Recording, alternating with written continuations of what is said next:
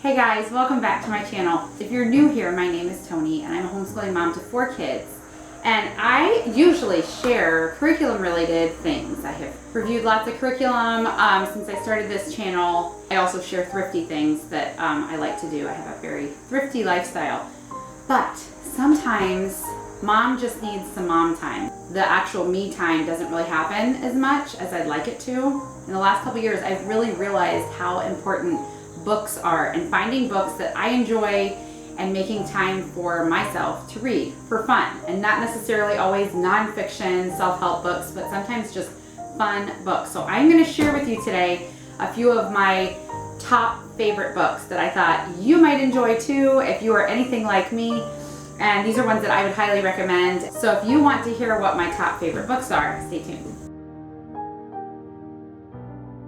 Okay, so I have a stack of books here that I am going to talk about, but I'm going to start with my favorite just for fun genre of book, which is mystery, usually murder mysteries. That is my absolute favorite. I love watching Dateline and 48 Hours and 2020 and shows like that. My husband and I on date nights almost always pick a Dateline to watch. So when I'm not watching a murder mystery show or something like that, I've realized how much fun it is to read a murder mystery or things like that. So that is definitely my genre. My top choice would be some sort of murder mystery or some intense sit on the edge of your seat kind of novel. That is my top pick. So one book that really turned me into a major lover of intense murder mystery type books is by Brandolyn Collins, and it is called Violet Dawn. I found this quite a few years ago. One thing that I was looking for was a good Christian, clean book that is also intense and murder mystery. And that might sound like totally crazy, but for my personal convictions and just the way I prefer, I don't want to read a book that has a bunch of language in it. I don't speak like that in my normal life, and I don't want to read it either. So it was kind of hard. So if you don't want to read books that are full of using God's name in vain or just filthy language or things like that, you're kind of limited. Well, I discovered there are some really good authors that are also clean, but really intense too. So this was one of my first ones, and it's a whole series. It's called the Canner Lake series. And what's funny is at our last house, we had a hot tub, and I was reading this. I was in the middle of reading this, and this book starts out with the girl. She's living by herself. She goes out onto the deck at night, hops into the hot tub, and what does she find? A dead body in her hot tub.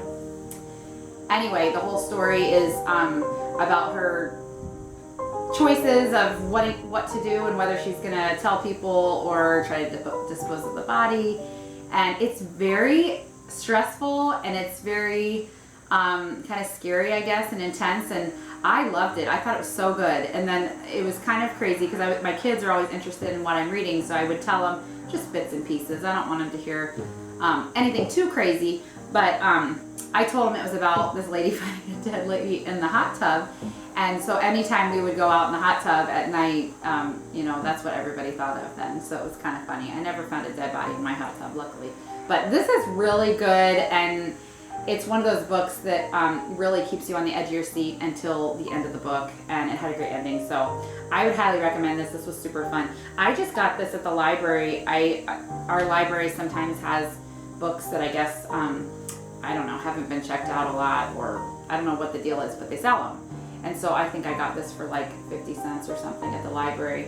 And it's definitely one of my favorites. And I've read a few of her other books, and they've been pretty good too. So anyway, this is one of my definite favorites. Okay, so the next book, and it's actually a series of books I'm going to share with you. I don't have the physical book because I actually listened to these on Libby, so I just listened to audiobooks.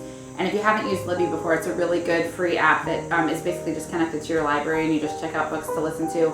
And that's been a game changer as a mom, because I typically don't have time or take the time to sit down and open a book and just read with no distractions.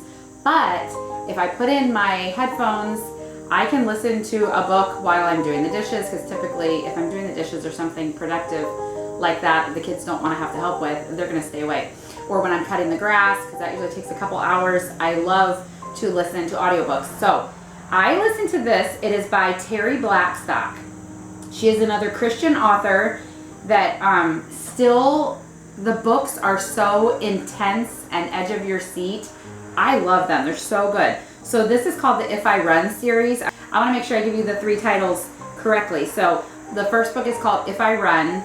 The second one is called If I'm Found. And the third one is If I Live. And it starts out with this girl named Casey. She got in a situation where she is being falsely accused of something, and her prints and things are all over the crime scene, and it looks like she did it. So of course, instead of talking to the police, she goes on the run. You know, wouldn't you do that too? So the whole thing is about her on the run and all these different disguises and trying to not be caught. And it is like very intense, and finding out what is she going to do next. There's always some sort of love interest in these books too, which is kind of fun, but it's not like a romance, but they've always got that little bit in there. There's always, you know, a detective or somebody that the main character is going to be attracted to or whatever, and that's, you know, always kind of fun. So she's on the run, trying to make sure that she doesn't get thrown in jail for this murder of her friend. And it is just really intense, and it keeps you going. I don't feel like it ever dragged, or, you know, a few chapters in where I was like, when is this going to start? It really was like, what is she going to do next? And are they going to catch her? And I don't know. It was really, really good. And it was a good enough series that it made me want to read the second one right away, and then listen to the third one right away. I actually listened to all 3. But it was really good. I loved it, and I would definitely highly recommend the If I Run series. If you like intense books like that, it was really good. But it's so nice that it's clean too. I feel like other books that are intense and, you know, that kind of genre are going to be filled with like language and things like that, but it's just not. And so that is my preference. I have read almost every one of Terry Blackstock's books, and I just love her. I think she's amazing. So check out her books too, because those are really, really good. Okay, so the next book that I want to talk about is actually, like, I think it's a juvenile fiction book, but it was amazing. It's called The War That Saved My Life by Kimberly Brubaker Bradley. And I think I actually listened to this as an audiobook on Libby, and it was so, so good. Even as an adult, I would say this book was pretty life-changing, because, you know, you kind of go through life sometimes thinking, oh, you know, things are so hard for me, or my life is so hard, or read a book like this and realize, you know, I don't have much going on at all. And that's why I think it's really important sometimes to read either true nonfiction books or to read just historical fiction, which are based on, you know, things that really happened in history, and just see that, you know, we don't really have anything to complain about. But this was really good. It's a story about this little girl. I can't remember. I feel like she was like 11 or 12. And she was born with a club foot. I believe they were over in Germany. I believe that's where it takes place. But her mother is just the worst, and she treats her terribly. She doesn't feed her very much, and she just gives her scraps and all kinds of abusive things, locks her in a cabinet when she's upset with her or whatever, and leaves her in there all day with like the rats. They're very poor. Anyway, it's just the worst situation. This girl's done nothing wrong. She was just born with a deformity, and she has a brother who gets to go to school and experience all the things that she wants to experience. And her mom just doesn't love her. There's no love at all. You just really feel for this girl. It broke my heart listening to this story. And I think this is just historical fiction. It's not based on a true story, but it just was so good. And anyway, it's in the time of World War II, and that starts, and with them trying to escape and different things that happen. I won't give you too much, but it's so good in seeing how this war truly did save this little girl's life. And it was a tearjerker. It was I felt emotional at times just listening to what they went through, and how she came through all that. And it was good. It was really, really good. I can't wait for my daughter to read this. She's about 11, and I would say because of the way the mom treats the daughter, and you know, it's not graphic, but you know, some of the abuse that's mentioned and stuff. If your child is really sensitive, which my oldest is, I'd make sure that you felt like they were strong enough to read this, or maybe it'd be a good thing to read together. But it's good. It's very, puts life into perspective, and I don't know, definitely one of my top favorite books so far. Okay, the next book that I highly, highly would recommend is actually like a nonfiction self-help type of book. It's called Love and Respect by Dr. Emerson Eggerichs. I think that's how you pronounce his name. But this is such a good book. My husband and I read this together many years ago, and it was kind of life-changing. I was definitely life-changing, because whether you have an amazing marriage, or whether you have a struggling marriage, or you know someone that has a struggling marriage, this book is so good just to see the different perspective of love versus respect, where typically, you know, sometimes it's swapped in a relationship, but for the most part, the woman wants to be loved. If love is not shown to her, then she doesn't give anything in return. And for the husband, if he does not feel respected, that's the worst. And then he doesn't give love. And he talks about how it's this cycle. Like, well, you don't love me, I'm not going to respect you. Well, you don't respect me, I'm not going to love you. And it's this vicious cycle that you kind of get caught in. And even the best marriages have these times where you're not at your best, or you're not putting each other first. And this was so good. So many good visual things to think about in your marriage. And we actually did this. We read this ourselves once earlier in our marriage. And then we led a Bible study once with some other young couples. And actually they have a workbook too. So if you wanted to read the book and do a Bible study, this would be good to do in a group, or just with you and your husband. But this is one that we have lent out to people before when we've known people that were struggling in their marriage. It is such a good book. I can't talk enough about this. So this is definitely the respect he desperately needs, the love she most desires. Those are the two things that you really need. And then if you are both thinking of the other person, everything falls into play. Now, am I perfect at putting all this into practice? Well, no. But do I always think about this? I do. I always think about the stuff that I learned in here. Amazing book. I'm pretty sure we actually lent this book out to somebody once that was having marital problems and didn't get the book back, and we went and bought another one, because this is like something we have to have on our shelf. So this is amazing. Definitely recommend this book. Even if you're, this is obviously, it's a Christian book and it's going to be based around God, but even if you're not a Christian, you know, the woman still needs love, and the man still needs respect, just because that's the way we're made. That's the way God made us. This is so good. So anyway, highly recommend this book. So this is just a very lighthearted series. It is called the Yawda Yawda Prayer Group. So it's a story about a group of ladies that meet and basically have nothing in common. Like the sentence here at the top says, what do an ex-con, a former drug addict, a real estate broker, a college student, and a married mother of two have in common?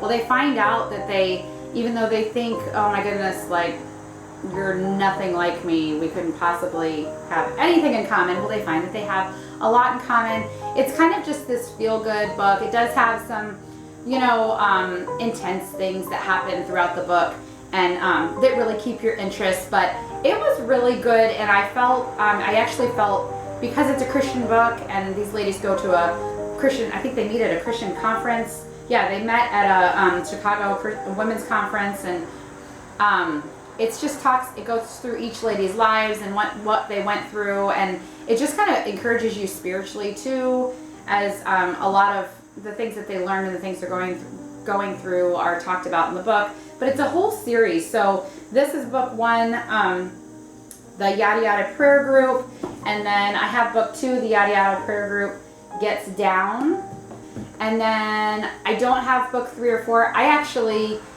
if you've been following my channel at all, you know that I'm super thrifty, and I typically don't pay full price for very much. So once I found, I think either somebody gave me this, or I don't know. I got this a long time ago, but once I read this and I really loved it, I started looking for these at the thrift store. So I got book 2, then I found book 5, so I think I checked out 3 and 4 at the library when I read those, but I still need to find them. Sometimes you'll find these at the thrift store.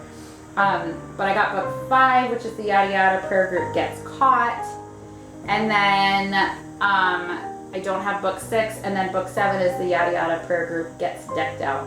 So anyway, it's just kind of a fun series because you get to know these ladies and their lives and everything about them, and I don't know, it encouraged me and made me happy, and this was a really fun series. So check out the Yada Yada Prayer Group if that's something that you might be interested in. And like I said, I go from anywhere from, you know, fun, encouraging books to this, to murder mystery, Dead Lady in the Hot Tub, to, you know, marriage books. So I think it's good to have a wide range of books that you like to read, and I think it's good for moms, especially when I'm a homeschooling mom, so our life does revolve around books, but it's a lot of times books that either the curriculum says to read or it's just children's books, but it's fun to read for myself and have that I don't know, it's fun to kind of leave reality a little bit and get into my own world of whatever it is that I want to read that month. So anyway, let me know what your favorite genre is, or if you've read any of these books, let me know, or if you like any of these authors. But these are all my top picks for now. If you liked this video and you like this kind of video, give me a thumbs up so I know either to make this kind of video again or don't ever do this again. But make sure you leave me a comment if you have anything you want to share about any of these books that I shared today. And if you have not yet subscribed to my channel, make sure you subscribe and click the notifications button, and you will be notified every time one of my new videos comes out, which is every single week I make a new video. And I will have some more curriculum videos coming up soon for those of you who have been waiting for those. I just wanted to do this. It's different, and it's just, I was in the mood to talk about some books I've been reading a lot lately. So I hope this was fun. Let me know if you liked it. Thanks for watching. I'll see you next time.